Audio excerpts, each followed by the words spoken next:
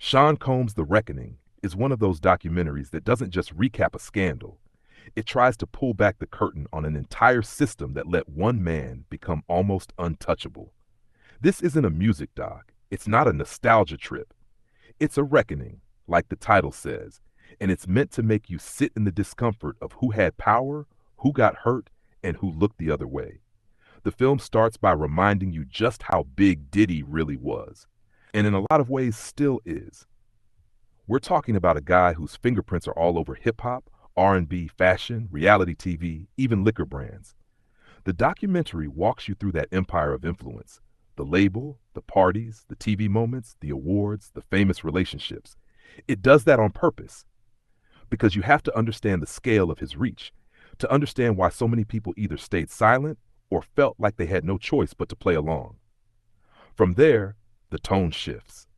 The glossy highlight reel starts to crack, and the documentary steps into the allegation side, carefully but directly.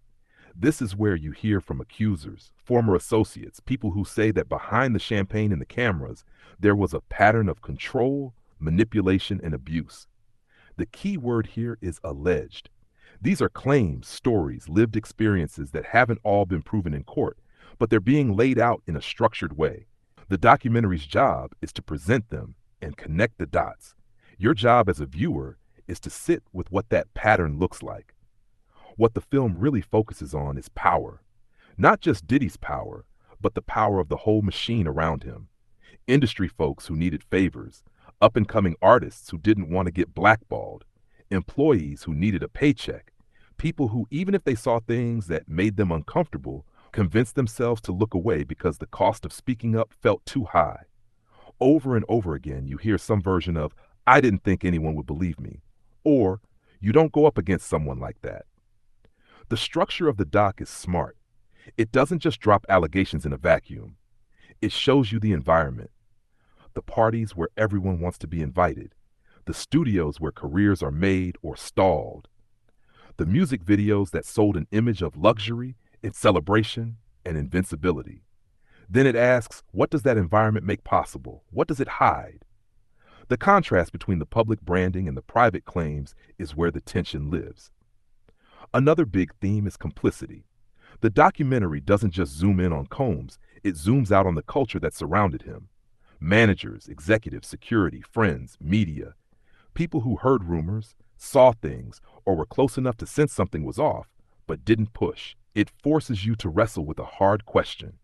How many careers in entertainment have been protected because too many people decided it was easier to stay quiet than to confront somebody powerful? The film also touches on how long these kinds of stories can simmer before anyone with a platform takes them seriously. You get the sense that some of what's being said now has been whispered about for years, but without video evidence or lawsuits, it stayed in the shadows. The doc becomes part of that shift where the shadows are no longer enough to contain it, where survivors and witnesses decide that whatever backlash comes from speaking is worth it. Stylistically, the documentary leans into that serious investigative tone. Lots of sit-down interviews, lots of archival footage, text on the screen to frame timelines and allegations. There's no attempt to balance it out with fun Diddy moments or make you feel nostalgic for the bad boy era. It knows exactly what it's doing. It's trying to reframe how you see the entire arc of his career, not just as a rise to the top, but as a story where unchecked power may have had a dark side running parallel to the hits. One of the most unsettling parts of watching it is realizing how easy it is for influence to blur the lines. If someone is responsible for your big break, if they've helped you, paid you, introduced you to people, or shaped your career, it becomes way harder to admit, even to yourself, that they might be capable of ugly things. The documentary puts that discomfort front and center. You see people grappling with, "I admired him. He changed my life." And then in the same breath, "But I can't ignore what I saw or what I went through." The film doesn't really try to answer the question, is every allegation 100% true? That's not its lane. And honestly, no single documentary can play judge and jury like that. What it does instead is show you how many stories echo each other, themes of control, fear, retaliation, and a culture that rewarded silence. It's less about one incident and more about the pattern. And if you're paying attention, the pattern itself is what hits you. For fans of Diddy, this is going to be a hard watch. It's not easy to look at someone whose music you partied to, whose ad-libs you mimicked, whose business moves you respected, and then sit with the possibility that the influence you admired might have been used in ways that harmed people. The film doesn't ask you to erase his catalog from history. It asks you to stop pretending that success automatically equals innocence. For the industry, Sean Combs' The Reckoning is a warning.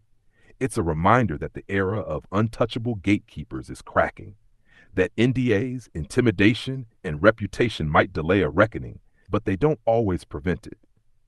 And it raises a bigger question. How many other empires would look different if survivors and insiders decided to talk on camera with this level of detail? As a review, here's where I land. This documentary is not light viewing. It's not something you throw on in the background. It's heavy, it's uncomfortable, and at times it's straight up draining. But it's also necessary if we're serious about understanding how power works in entertainment. It doesn't give you a clean, happy ending. It leaves you with questions, with tension, with the responsibility to decide what you do with what you just watched.